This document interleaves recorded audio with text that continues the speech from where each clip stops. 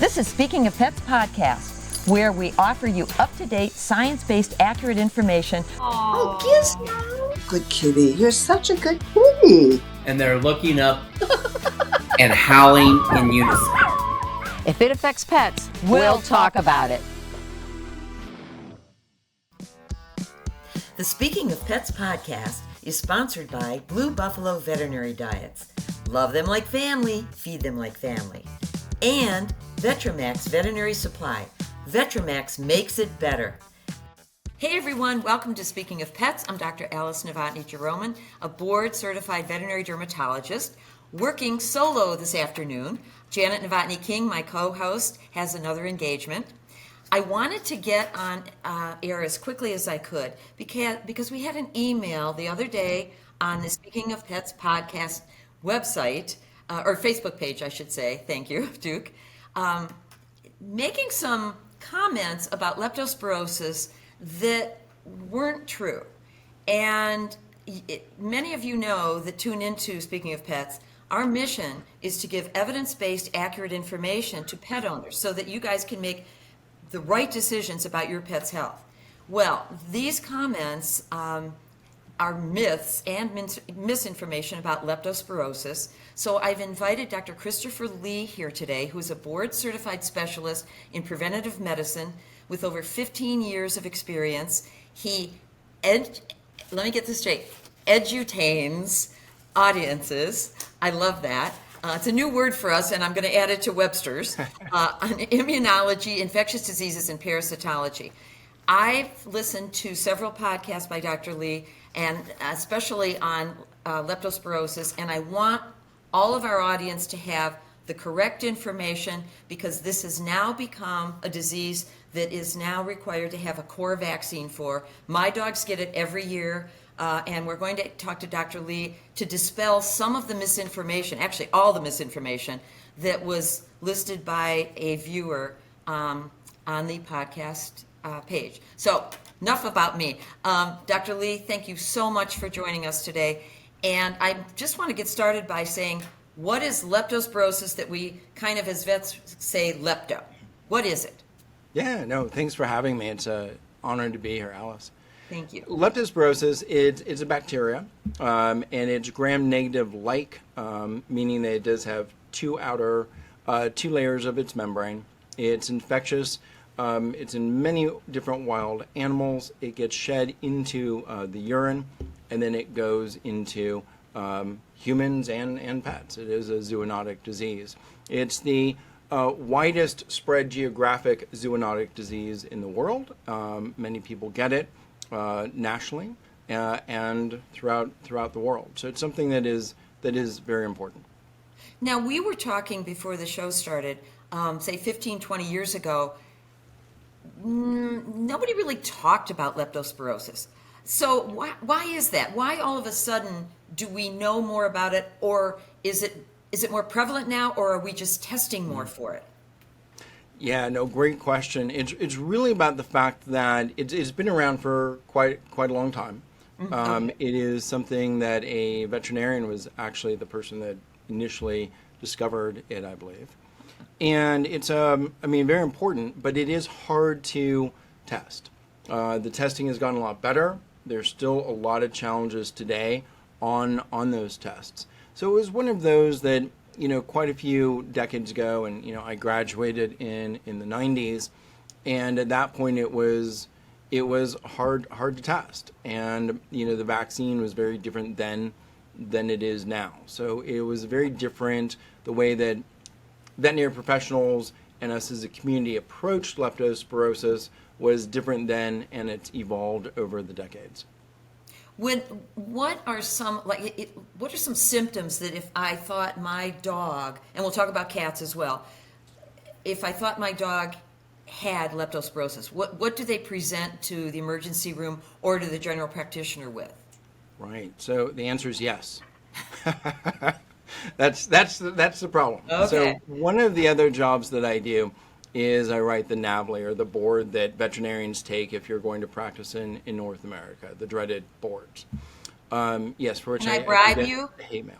Yes. Yes. No. I get Yeah, bribing and hate mail in equal amounts. So when I graduated in the 90s, the standard question was, you have a hunting dog in a rural setting. The dog's out with its owner, shooting, blowing up stuff, was doing fine, now comes back, is in the hospital, liver, kidney enzymes are through the roof, the dog is virtually melting and dying. What is it? And then you're sitting there going, oh, I am going to pass the boards, that is lepto. And that is what we have thought in the past. Those questions are gone from the boards because that is not the by and large who it is. Now, should that scenario still be tested for lepto? Yes, absolutely.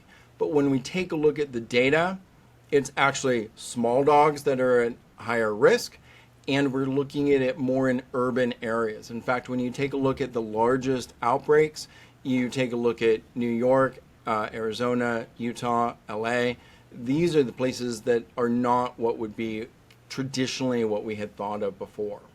One of the things that, so I was a medical director for a 24-hour ER hospital. Before I went there, we were seeing 1 to 2 lepto, they were seeing 1 to 2 lepto cases a year. When I got there and I explained how we need to test and what we need to do, and my doctors got on board and we just started testing, we went to 1 to 2 a month. So tenfold different just by testing. And here's the problem. The new ACVM consensus statement that was recently published, they have a list of these are the signs, these are what you see on blood. If you get this testing, now you can say this is a possible or probable case. When you take a look at those, the signs are so vague. It can be from nothing to mild to dying. Your blood values can be from a mild ALT change in neutrophils to liver and kidney, and anything in between. So I always counsel doctors, please put that test on the front end of that estimate, not on the back. If you sit there and look at the blood work and say, should I test for lepto? You're going to miss. You're going to miss. And when I was at the ER, I was always kind of called the lepto king. And they'd always ask me, do you think this is lepto? And because I was virtually always wrong with it, I would just learn to give it a little sly, maybe.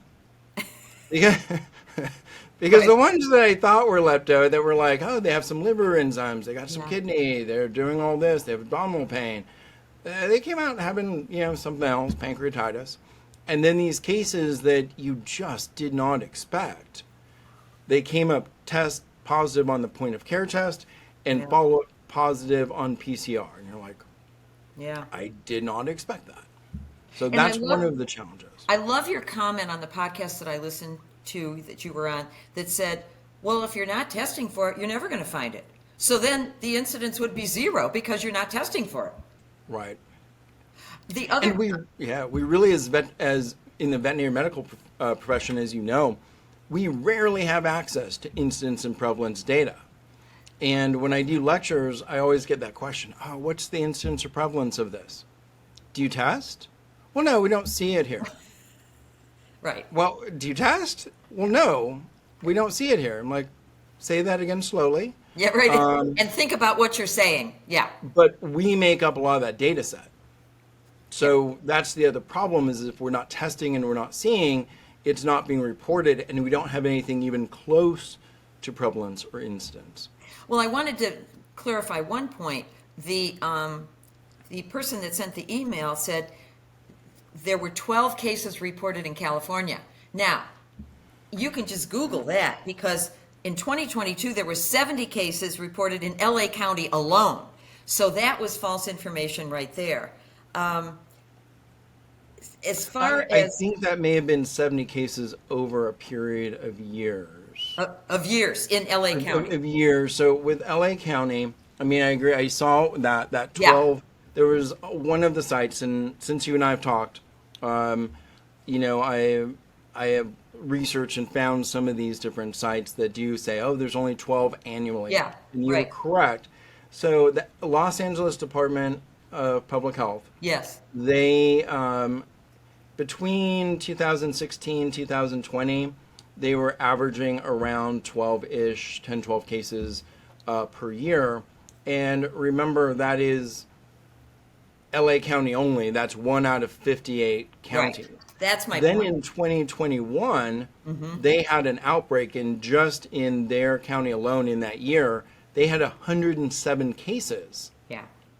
and 16 suspected and 6 deaths. So what was interesting with that, when I talked to the 3 specialists that were involved with that, they said actually it was kind of 2 outbreaks at the same time. You had an outbreak that occurred at a shelter, at a boarding facility.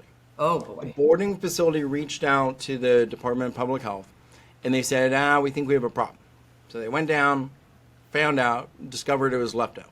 So the boarding facility said, hey, guys, you need to quarantine or isolate your pet because your pet either has or could have lepto. So the pet owners were like, oh, great. Okay, I have this other kennel that I can do that there. No, that's not how that works. So the next boarding facility called up Department of Public Health and said, I think we have a problem. And they're like, I bet you do. So this kept happening. So there was an outbreak that occurred across 3 very well-respected kennels, but there wasn't, these daycare boarding facilities. They don't, at that time, my understanding was that they were not, I'm almost certain that they were not requiring lepto then as they do now. The other thing that was interesting, though, was around the surrounding area, there was another outbreak of lepto, and it was an outbreak of diagnostics. All the vets were on cue for it, so they were testing and they were seeing. So we had, when we take a look at that outbreak, there was a string of them across these boarding facilities and in the local areas because everyone was on heightened alert. And they were testing. Well, you test more and you will see. 2 things. Internal medicine friend of mine, Dr. Berkovich, was practicing in Nashville when they had those horrible floods years ago. I got to talking to him after that. He said, we are seeing so many lepto cases because of all this flooding. So comment on, how do dogs get lepto? Like, what is all the right scenario?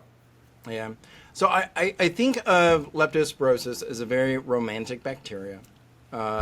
Their goal is to find a nice warm home and raise and have children. Unfortunately, that nice warm home is mammalian kidneys. They do survive out in the environment, but they really can replicate best inside of a kidney. When they replicate, they create their children. That goes out into the urine and is shed into the environment. As long as it stays moist, they are alive. Okay. So it can be in soil, it can be in ponds, it can be, in a variety of different settings. It can be oral. So again, if the dog licks a pond or water or dirt that has it, they can get it. But also too, abrasions can do it, mucous membranes can do it. For people, if when you take a shower or bath and you're in there long enough that you get the little prune fingers, that is enough to potentially allow the bacteria to drill through. So we do see a lot of it in people, like in lakes. That would be, especially Hawaii, because it has that tropical, and they have just more, the reservoirs there are very positive.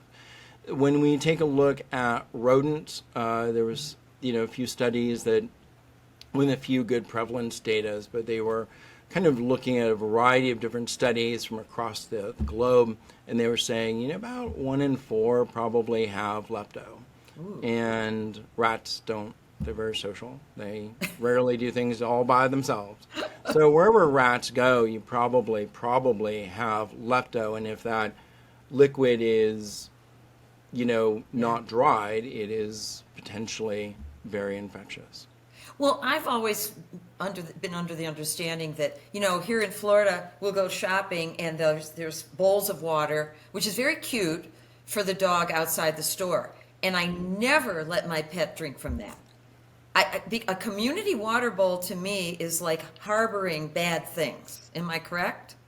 Yeah, it's like, it's crazy. It's kind of like when I do like dinner talks. I was like, hey, this is pretty good. Do you want to just have some and pass it around? Like, no, what's going on? And at a bookstore, can you imagine? You go into Walmart and you're like, there's just a water bottle on the side, and everyone can just take a swig. Listen, not here in Florida. You don't want to do that. The Florida man. No. You just stop doing that. So I think that it's a very welcoming, nice way of I know, it's cute doing it. It's so cute. Yeah. But yeah, it's not No. Now, the other comment I wanted you to address would be, and I love how you explained this on the podcast that I listened to before. Actually, this morning when I was walking the beach, there are like over 300 different subtypes, let's call them, serovars of lepto. Why do we vaccinate for only 4? Right. And that was one of the other comments that was on Yes. the string. It's interesting, right? I've talked to people that say, well, there's over 300 serovars, or what is, it's kind of like strains. Yeah. Serovar versus strain, I don't know, you got to get really geeky to want to do it. I do like having the discussion, but it doesn't really matter.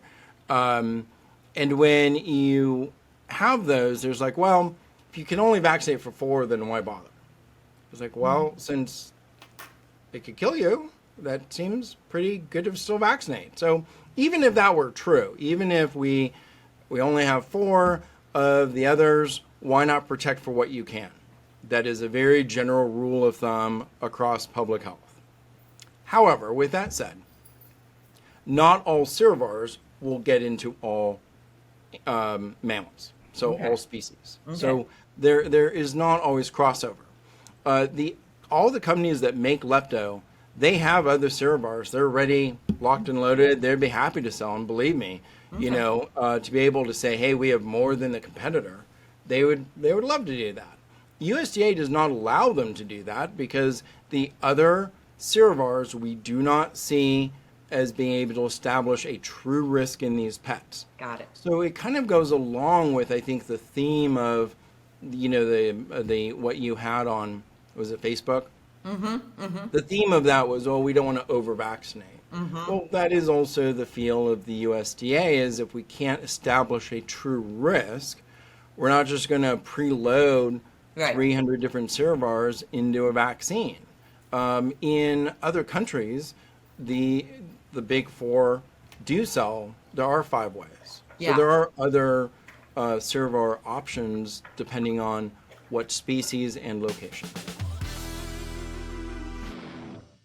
As a veterinary dermatologist, I can tell you that the chronically affected allergic pet condition, also known as atopic dermatitis, is rarely ever cured, but it can be effectively managed.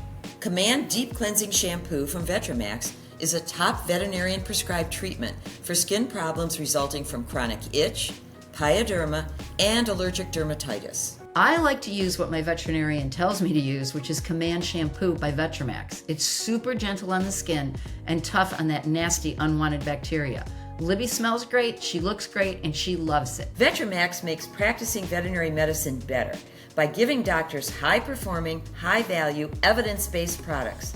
Now, with Command Shampoo, you can bring that same quality into your regular home routine. Go to Chewy.com and enter promo code VETRAMAX15 to save 15% off on Vetramax Command Deep Cleansing Shampoo.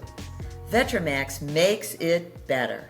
Hey, did you know that Blue Buffalo makes prescription diets that are formulated by animal nutritionists and veterinarians?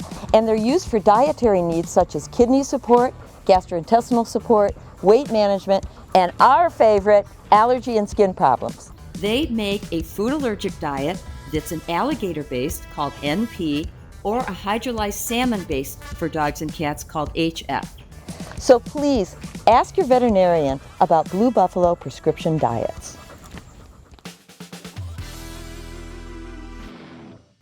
What is your comment about how former vaccines in general may have been more dangerous than they are now?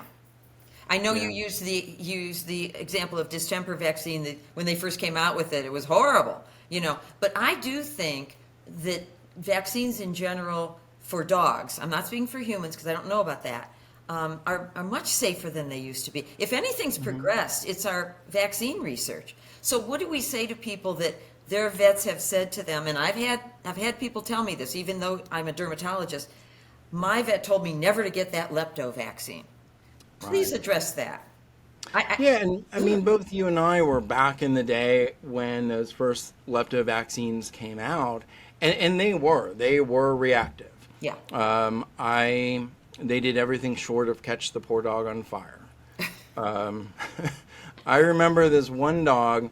They're like, "Oh, hey, doc, we just need the lepto shot." So I gave the boxer the lepto. It did not make it out of my treatment room. It fell, collapsed, broke its top teeth, and it was such a horrible situation. We saved the dog's life, but it's sitting there with like broken teeth, on fluids, not doing well. I mean, it was so impactful. I remember I was in a burgundy shirt. I had my little 1990s power tie. I had to go into room 2. I mean, it was horrible. It was horrible for the pet owners. It was horrible for the pet. Yeah. I mean, it was a horrible day for me. It was like, oh, I'm just never giving this vaccine again. Yeah. And I remember back then, you're like, you walk into a room and you're like, prove to me that you need the vaccine, because if you can't, not giving it. So part of it is how we made the vaccine, right? So if we think about how vaccines are made, if you think about viruses, right, you got roller bottles, and you have cell broth, and you have cells, and you're putting in nutrition, the cells are creating waste, you add in the virus, if it's a non-envelope virus, they're going to rupture the cell, and that's the goo that you take down the series of filtration. Well, at the end of that, you take one little aliquot, and you put it into a vaccine, and that gets pushed out as a sole unit.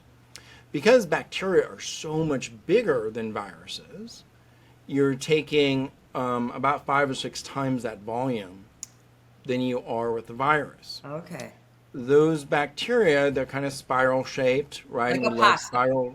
And we love spiral shaped pasta because they hold the sauce. Well, that's the problem. They hold the sauce. And a lot of that sauce contains bovine serum albumin, or BSA, and that's a very common reactor. And no matter what vaccine, what technology, or what company, it's just kind of part of what they use. Yeah. It's just used, right? And, the filtration has gotten better and better. Well, back then, what you were doing was you were getting 5 or 6 times the amount of some of these extraneous proteins, shoving it all underneath the skin, and then blaming lepto, the antigen. Well, it wasn't lepto, the antigen, it was the sauce it was sitting in, and the fact that it had 5-6 times that amount.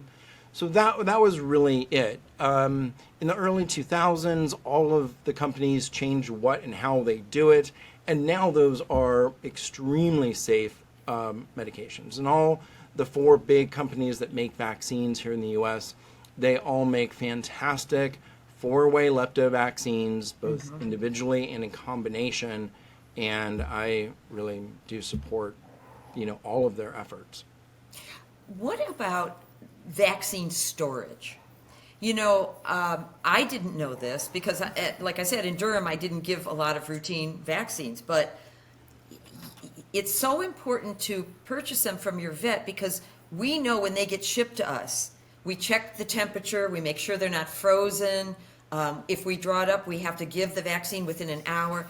Address freezing and letting it, and if a vet draws it up and lets a syringe set for 2 hours, freezing and versus that, why both of those are bad. Yeah, no, great questions. In fact, I was just consulted last week on a hospital, and they're like, well, we like your recommendation on lepto, but I mean, sometimes when you draw it up, it has floaties, and it always kind of stings, and, we just don't like it. I was like, let me come to your hospital. So I went down, and I opened up their fridge, and it was cold. It was chilly. And there was no thermometers. And I was like, I'm almost certain that you're having freezing. And so what that is it's called cold chain break.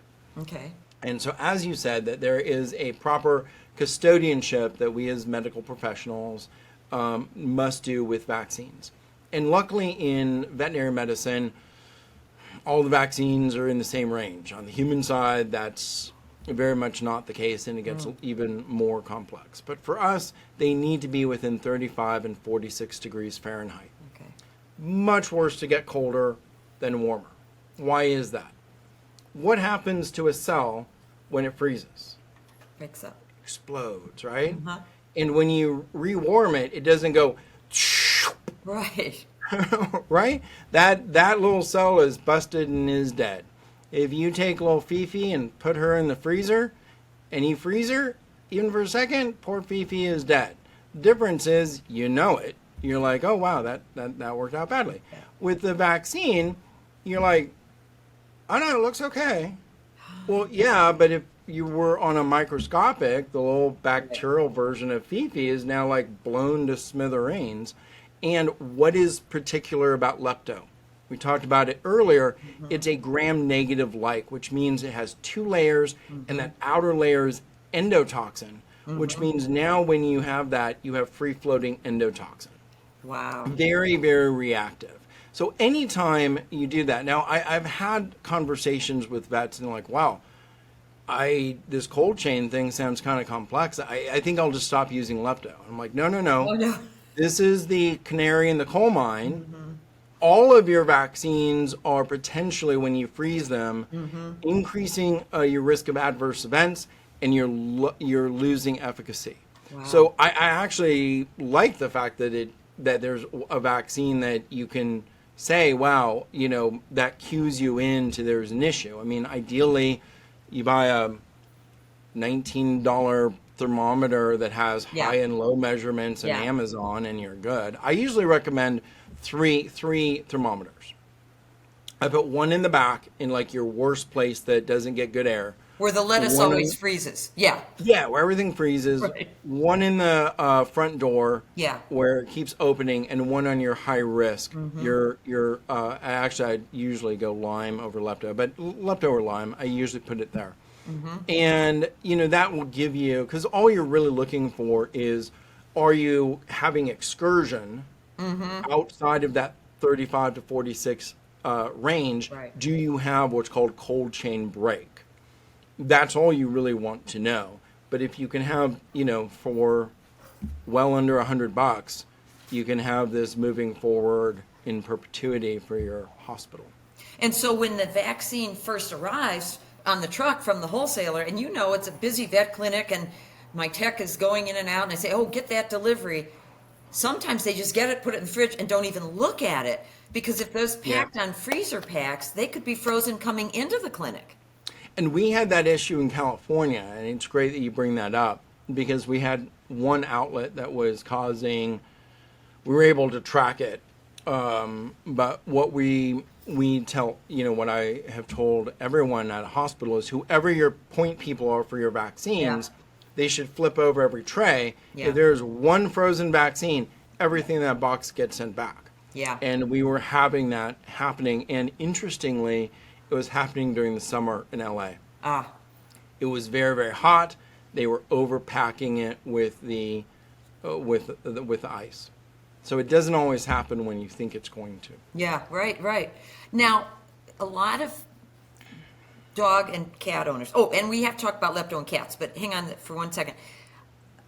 Talk about getting titers. Is it possible to get a titer to see if your dog is protected against lepto? That's not one of the diseases. Unfortunately, no. And it's kind of weird because when you think about the two branches of the immune system, right? You have the adaptive and the innate immune system.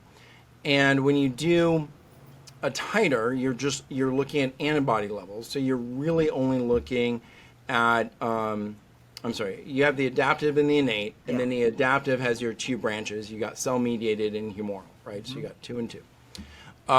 Of the adaptive, which changes to a response to a vaccine, you have your humoral or antibodies, and that's what you can measure with a titer, and you have cell-mediated. Cell-mediated, again, it's not an easy way to test for that. Right. So one of the weird ironies of it is that titers for vaccines really work against distemper, parvo, rabies, all of which are viruses. Got it. Which is weird because cell-mediated immunity, or CMI, is so important in those. In fact, we have documentation that you can give protection against distemper with no antibodies whatsoever, as long as you have good CMI. Wow. So one of the vaccine companies still makes a human measles vaccines license for pets. Measles right. is a very incredible story, but Yeah. distemper, we as humans almost certainly created distemper. And we created it out of measles, which was created out of rinderpest. Well, when you vaccinate a dog for measles, no titer against distemper. Okay. Right? Because why would you? It's completely Yeah. different. Yeah. But because the way it behaves and it's so closely related, you can have near perfect protection against your puppies in the face of maternal antibodies. So it's kind of a neat thing. So you would think, just based upon how immunology is, Yeah. that a bacteria for which you don't have cell mediated most of the time, because usually that's an outside of the cell infection versus inside, that's where the cell mediated really takes over, is when you invade the cell. So when we talk about bacteria that is available for vaccines on the pet market, those are all extracellular, which means all that protection is humoral. So you would think, doesn't that make sense that titers would work? Yes. It's just part of what makes, this all a little bit more complicated than CSI and anything you see on Netflix. With immunology, and that was a big part of our derm boards. I actually took advanced immunology at Kent State because I was so afraid of that part of the derm boards, because immunology is dynamic. It's changing every day. And vaccinology is immunology. I mean, yeah. Wow. Now, Yeah, I'm actually kind of excited. I should. I don't know if I should say it on here because it's Say it. recorded.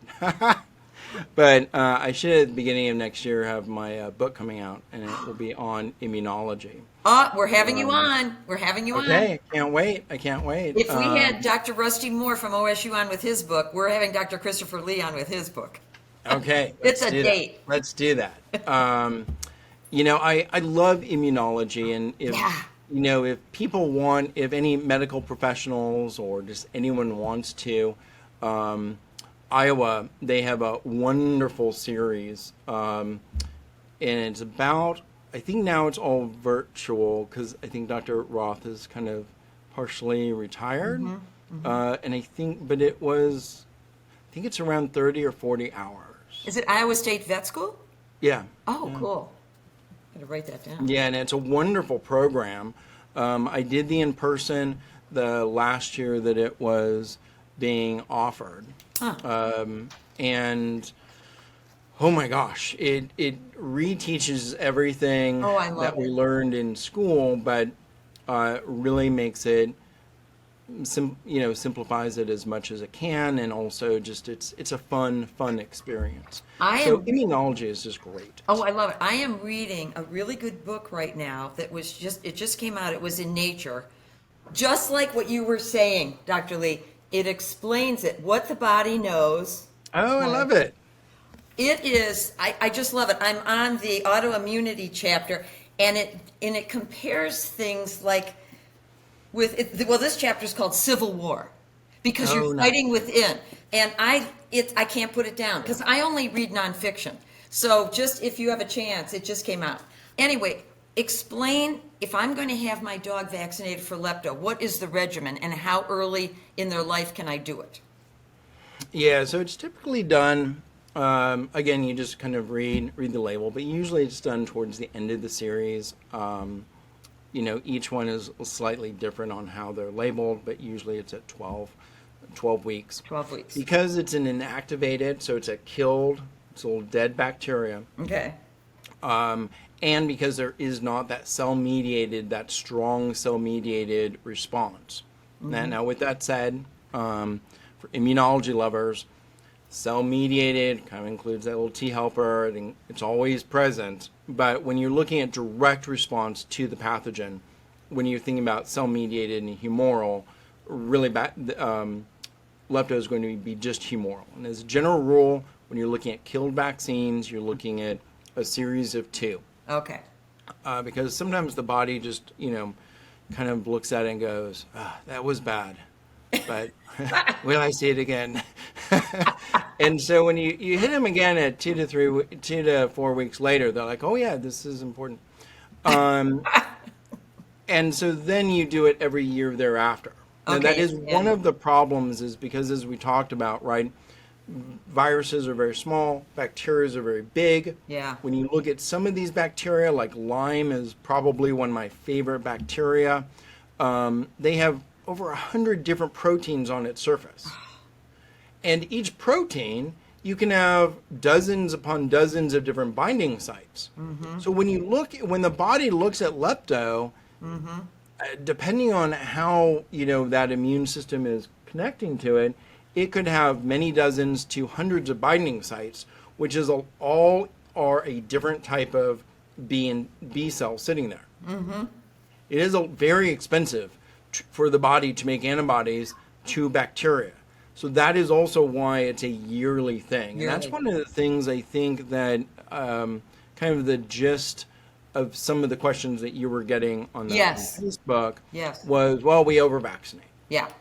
And, no one wants to over-vaccinate, but I will say that the term, what is over-vaccination, is different from, I think, what a lot of pet owners think, to what veterinarians think, to what specialists think and immunologists think. It's a different thing. So for me, over-vaccination it's unnecessary. There are some risks. Mm-hmm. They're pretty low, but there's a waste of everybody's time, effort. I get my flu shot every year. Mm-hmm. That's a day and a half of me lurching around my house. Right. So, there's no reason to put a pet through that if they don't need it. There's no reason to take it from an owner's pocketbook if it's not needed.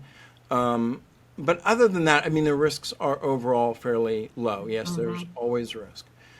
But when I think about over-vaccination, I think that sometimes there's this thought that a lot of other horrible things are happening. And when we think about vaccination, really, that's just not how it works. But unfortunately, there's a day before the vaccine and a day after. Yeah. And your body is different on those two settings because you have cells that weren't there before and they continue on.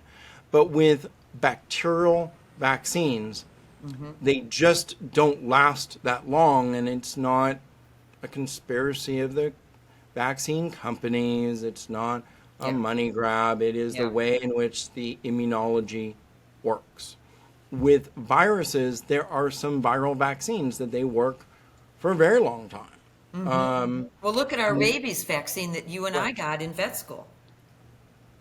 Right. They still, in fact, I just got 40 my years later. titer. Did you get your titer done? I did, yeah, because at the time I was headed over to India to talk to the Indian embassy and the CDC on rabies. Obviously, with things politically going on, it's a little bit up in the air. I thought it was canceled, but I just got a message the other day that trip may be on. So I had to go get my rabies titer, make sure it was okay.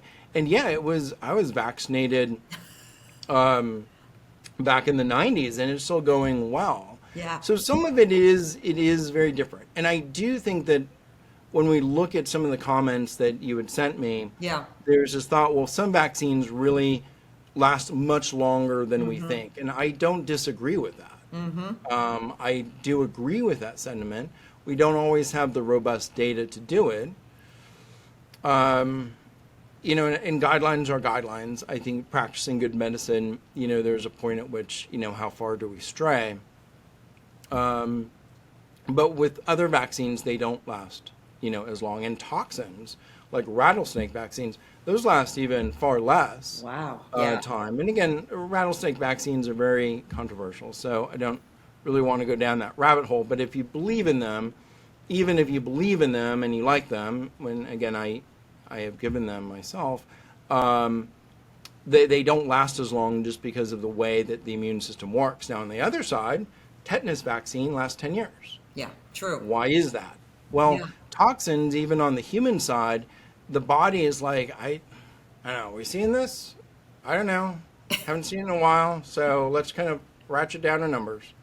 But tetanus is one of the most powerful toxins in the entire world. Wow. So it takes such a small amount that all you need is a few antibodies going around your bloodstream, Yeah. and they will stop it. Wow. And that's why tetanus lasts, As long. the vaccine lasts so long. If tetanus was a very weak toxin, we would actually need to be vaccinated more against it. So, and again, it is also a little bit different because if you own livestock, the tetanus right. vaccine schedule is very, very God, different. livestock is like a whole different world with vaccine. Yeah. Now there's soothing relief for your pet's irritated skin from allergic response, contact allergens, and insect bites. Atopic Cream HC by Vetramax is a unique anti-inflammatory, rehydrating leave-on lotion conditioner for animals that is quickly absorbed, providing sustained benefits while leaving no residue. Fortified with ceramides, these lipids help restore the skin's natural protective barrier and aid in healthy skin regeneration for your pet. Atopic Cream HC is made in the USA and not only provides quick relief for irritated skin, but it's also an aid in detangling your animal's coat. Ask your distributor about Vetramax products. Vetramax makes it better. Blue Buffalo Natural Veterinary Diets offer a natural alternative in nutritional therapy. With their in-house research and development team with over 300 years experience in well pet and veterinary therapeutic diets, more than 600 scientific publications, and more than 50 U.S. patents. Blue Buffalo Natural Veterinary Diets. Hey everyone, don't forget to pick up Country Critter Journal if you live in Northeast Ohio. It's a must-read for all pet lovers. Their goal is similar to ours here at the podcast, to educate the community on taking care of pets. They're advocates for adopting from shelters, not puppy mills, and they connect our local communities with goods, services, kennels, and those seeking to adopt a pet. They're a hometown paper with a personal touch. A must-read for all pet lovers, Country Critter Journal.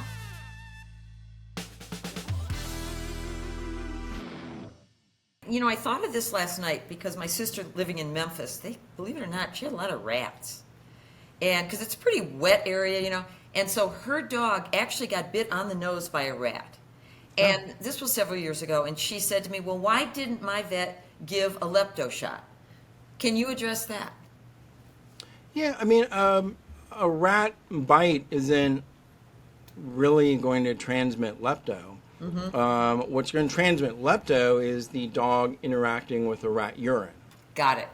And similarly, you know, circling back a little bit to that water bowl issue. I mean, if the dog had just cleaned itself and then licked the bowl, yes, that is theoretically possible. Yeah. But when I think about that water bowl outside the bookstore, I know. I don't know, unless rats are visiting it at night, I wouldn't say that lepto is the top thing. I still wouldn't do it. Yeah. But you cannot get it. Now, if the dog eats a rat, Yeah.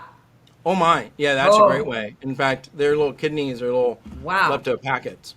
That would be a load. That would be like a lepto load. Oh yeah, it's like the Hyatt of lepto. Like, The concierge floor. yes. I don't know. I think, first of all, I think you have another career calling as a stand-up comic, and I think I could be your straight man. Because I love it. Meeting you. Got to hit the road together. So if I could, just, you know, with some of the stuff that we talked about. And Right, to summarize, because I love when you... Yeah, to summarize. Because you're good with that, yeah. I think that when they're looking at that, first of all, when you go to those protocols, I kind of Googled where those came from. Yeah. And when you take a look at the top 7 out of, you know, there are 8, I looked at the top 8 sources. Okay. And the one was from the kind of who everyone's pointing towards. And their website is very different. There's like, listen to your other vet. This is what I think. And leptospirosis, this is how you give it, and this is what you do. And I thought, again, she's a controversial, slightly controversial figure, but again, I think she's out there for the pets. She's well renowned. She's had 5 decades of clinical research. So again, I'm a fan. I disagree with this on it. Right. But when you take a look at the other 7 references, I thought what was interesting was there's no data to show that it truly came from that source. There's no date of reference, and there are no references showing it. And so when someone says to any general population, hey, do you not get dogs in general vaccinated? One of the things that listeners need to remember is that that is in stark contrast to AHA guidelines, for which there are multiple boarded specialists on that committee to write that every few years. That comes out as a national guideline. If you go to the boards about a vaccine thing, that's probably going to be part of what is evaluated if you're doing good medicine. If you take a look at ACVM consensus statement, that is all the College of Internal Medicine Specialists for Veterinarians. They just came out with one in 2022. They say this is a core vaccine. ASPCA says this should be a vaccine for all. UC Davis says it's a vaccine for all. And Dr. Jane Sykes, who writes Green Infectious Disease, which again, you and I read that back in college, right?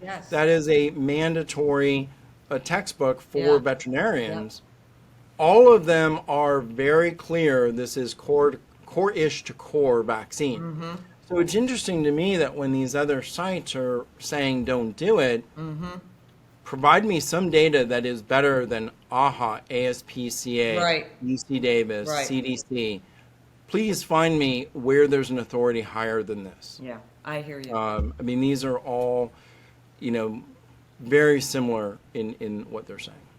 My dogs, I have 2 golden rescues, and they get it every year. They'll be due in May when we head back to Ohio, and they get it every year. I have seen dogs when I was at OSU and ICU, dogs die from lepto, and it's a horrible death.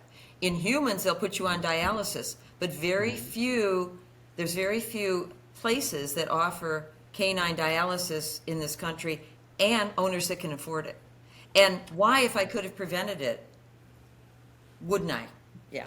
Right, and every time you vaccinate a pet, it's like you have a tiny little insurance package popped inside of there. If your dog got lepto while it's within that 12-month period of vaccine, all of those companies will financially help support that pet. And I've been through that because I've worked for 3 of the big biopharmas. I've spoken for all of them. And when we take a look at that, I have worked with them, and I've had patients where they got leptospite, which is possible with most any vaccine. But now all of a sudden we had one case where it was a company, and it was actually a technician's dog, but it wouldn't have mattered whose dog it was, but the pet was properly vaccinated, got leptospite it, had a $10,000 bill. The company paid it in its entirety. And it wasn't a reimbursement situation. It was the moment that company realized that this fell under the guarantee, they took over all care. And that was the 4-way vaccine, the 4-serovirus?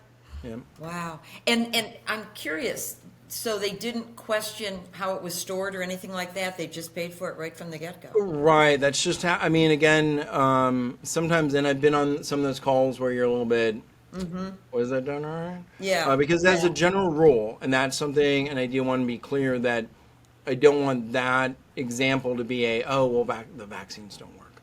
No, they work very well. And when you talk to Dr. Sykes, and she gets these referred cases up at UC Davis regularly, she has said the ones that are really bad, the ones that die, those are the ones that are not vaccinated. The ones that do well, many times they are vaccinated. And in that 107 confirmed cases and 16 suspected cases in Los Angeles, 95% were not vaccinated against lepto. So the vaccines do work well. That one dog was a absolute anomaly, but that is also another reason when we do vaccination is you can contact these companies and they can help support. They'll stand I do by that it. for upper respiratory. Yeah. In fact, I just did that a couple weeks ago. I was talking to somebody that their pet had an upper respiratory infection despite the vaccines. And I was like, well, contact the company because there is financial support often for you. These companies do want the best for the pets. And I feel that, sometimes, these sites that are saying don't vaccinate, there's this thought that there's this large conspiracy. And I know. It's got to be pretty large, Hey, before I forget, what about cats and lepto? yeah, cats and lepto. Yeah. So we don't know. Okay. Clearly, there is some level of resistance, which is one of the great things about cats, right? They just are very different because, cats eat rodents a lot. Yeah. So with how often they have lepto, I think that probably has, through evolution, kind of led to some resistance. However, many specialists do wonder and think some of these acute on chronic kidney diseases, could they be lepto? Maybe their immune system is already down. They get access to lepto. Now it gets worse. Good point. And we don't know. We don't know. Good point. Yeah. A lot of information still out there. Yeah. that we need. It's interesting you said that because renal disease in cats, boy, they're sure looking at it totally different ways now, as different pathogenesis of it. Yeah. So yeah, I think there's still a lot of information for us all to learn, but that's what makes medicine great, right? We have brand new tests for lepto. Right now, there's point of care tests that are very affordable. I know. When I heard how much you said they were, they're cheap. They really are cheap. And also for peace of mind, if it's like $40, $50, I'll pay $50 to get peace of mind to know my dog doesn't have lepto. But what does it have? But that's another story. Yeah, when I was working in the ER, it was funny because when I first started working there before I was medical director, I was, I can run through a box of lepto within In a an shift. evening. I know. Yeah. And they're like, Dr. Lee, we don't have any more room in ISO. I was like, what are you talking about? They're like, well, they're lepto suspects. So I'm like, whoa, no. Put them in a normal cage. Yeah. Put them in a normal run. Yeah. Let's get the test back. Yeah. If it is, we'll move them where we need to move them and do what we need to do. And it was funny because one of my first lepto cases, because at first they thought I was all crazy, right? And we get this one lepto, and of course it's this chow who's being very chow-esque, right? So it's three of us trying to put the catheter in. We have it sedated, but it's still not. We're trying to make it as comfortable, but this dog just will not have it. No. And for medical reasons, we could not sedate it more. And now it's anointing all of us with urine. Because it's like, well, I can't move. I'm kind of sedated, so I'm just going to pee on y'all. And like, okay, do whatever you need to do. We're going to do what we need to do. We get the dog on fluids. We get him set up, get him comfortable. Running the test, and the technician comes to me and just shaking. It's lepto. Oh my God, I think I have lepto. It came back positive, and came back positive on a point of care test. Again, it was one of those where it had a fever. It had some abdominal pain. Liver and kidneys, I think in that one were normal, but we had some changes in other values that made it, supported it. Wow. We sent off PCR, came back all positive. And through this, right, the technician sitting there going, oh my God, I think I'm going to die. Yeah, because the urine was going all over. Right. And I was like, well, okay, I mean, if you feel like you need to go to your doctor, go. You may go to your doctor. However, just keep this in mind. Before I came here, y'all didn't test for it. That's right. You barely tested for it. How many times were you exposed? Right. 1 to 2 times a year. Now we're diagnosing 10 times. I'm like, I'm pretty sure you've been anointed with lepto before. Yeah. I was like, I didn't get any in my mouth. I don't have any open cuts. We're using gloves. But again, you never minimize somebody's experience no. and Right. go to the doctor if you feel that way. But I was like, just putting that in perspective, Sure. this has happened to you more than a few times and you didn't know because That's we were right. missing That's right. about 90% of these cases. Oh my gosh. Oh. And that's one of the other great things. I feel like we need to be putting these on the front end. One of the things when we get transfers, they're coming in, we just need to put them on fluids for a couple more days. Okay, well, that's fine, but we need to have a lepto test. And we had a few of those come up positive that otherwise we would have just, the other doctor said, just put them on fluids. This is what we think's going on. Wow. Let him, and then bounce them back tomorrow morning. And all of a sudden we have to. Yeah, you have to backtrack. Right. Explain what a point of care test is before we go. Right. So point of care test POC. is, POC. Yeah. A lot of times people call them SNAP tests, but remember, SNAP is a trademark term for one company. Yeah. Another company makes another one that's a lateral flow, kind of works like a pregnancy test. And so point of care test is a test that's done at the point of care site. Okay. So at the hospital. That's where that came from.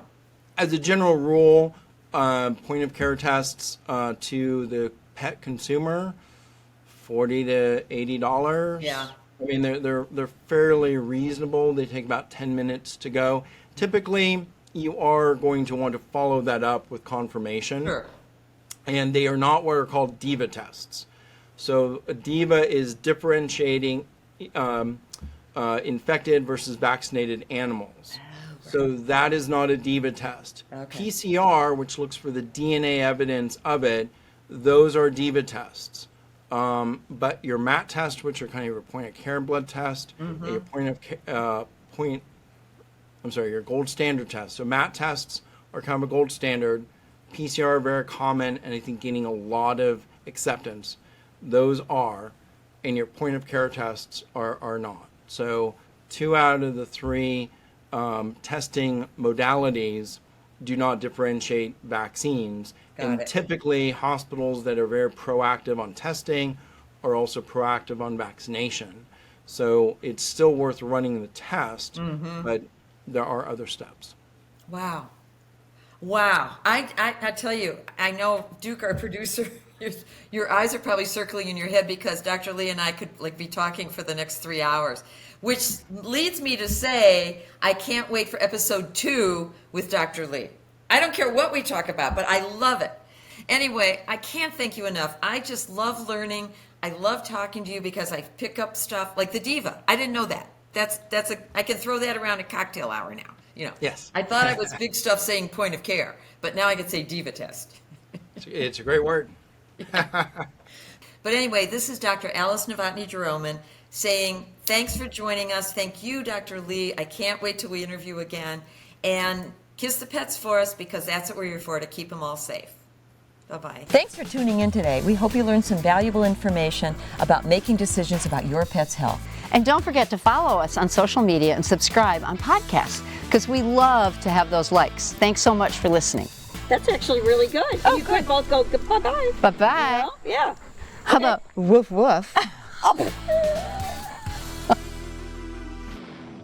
This episode of Speaking of Pets podcast was sponsored by Blue Buffalo Veterinary Diets.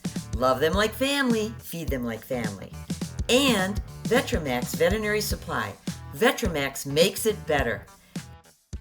Follow us on social at Speaking of Pets and listen wherever you get your podcasts. The Speaking of Pets podcast is an SLA video production.